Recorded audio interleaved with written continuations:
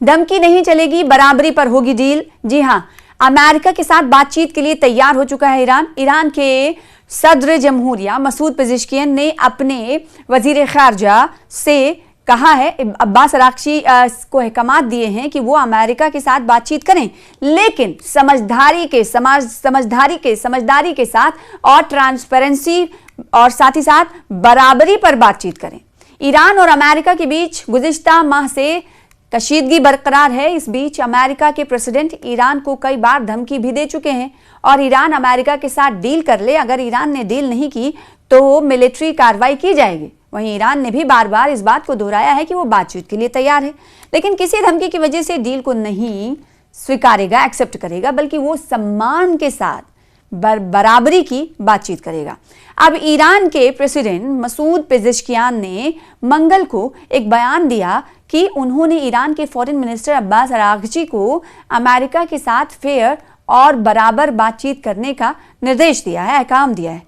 Iran के president Masood Pezeshkian के comments Iran की तरफ से पहले साफ सिग्नल के तौर पर हैं कि वो तुर्की की जानिब से मुनक्किद की जा रही बातचीत में हिस्सा ले सकता है। ईरान के प्रेसिडेंट मसूद पेज़ेश्कियान ने सोशल मीडिया प्लेटफॉर्म पर यह कहा कि मैंने अपने फॉरेन मिनिस्टर को यह अहकाम दिया है, यह निर्देश दिया है कि वो अमेरिका के साथ डील पर बातचीत करें। उन्होंने अपने फॉरेन मिनिस्टर को हुक्म दिया है कि बातचीत के लिए बशर्ते सही माहौल हो जो खतरों की उम्मीदों से बालातर हो।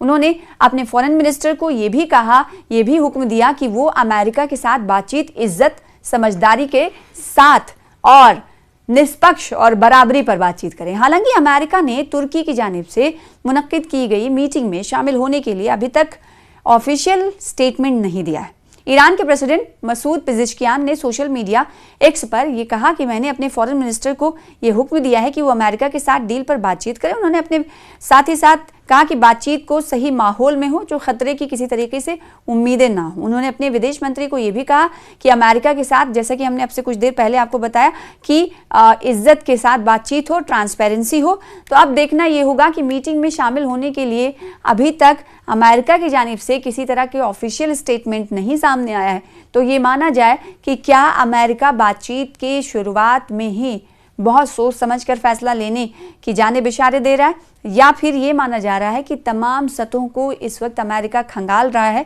फिर उसके बाद मेज़ पर बातचीत की टेबल पर आएगा। या फिर ये मान लें कि बातचीत की टेबल पर आने से पहले अमेरिका के कुछ शराइत हो सकते हैं जिसे मानना ईरान के लिए उसकी जानिब से रखा जाएगा। तो क्या ये माने कि अगर कोई शराइत ईरान के हवाले से अमेरिका रखता है बातचीत की टेबल तक पहुँचने के लिए, तो क्या उसे ईरान मानेगा? ये कबल अज़ वक्त होगा कहना। लेकिन जो पेशरफ्त हुई है, पेशरफ्त अच्छी ये है कि दोनों मुमालिक के दरमियान जंग के जो खदशात है उसमें कमी आ रही है, और जो बयानात डोनाल्ड ट्रंप की जानिब से दिए जा रहे थे वो बयानात तो अभी भी जारी हैं, लेकिन उनमें थोड़ी नरमी आई है, जिससे दोनों खित्तों के लिए कहीं ना कहीं जंग जैसी सूरत हाल नहीं होने की गवाही मिल रही है। तो ऐसे में क्या ये दोनों मुल्क बातचीत की टेबल पर आ सकते हैं?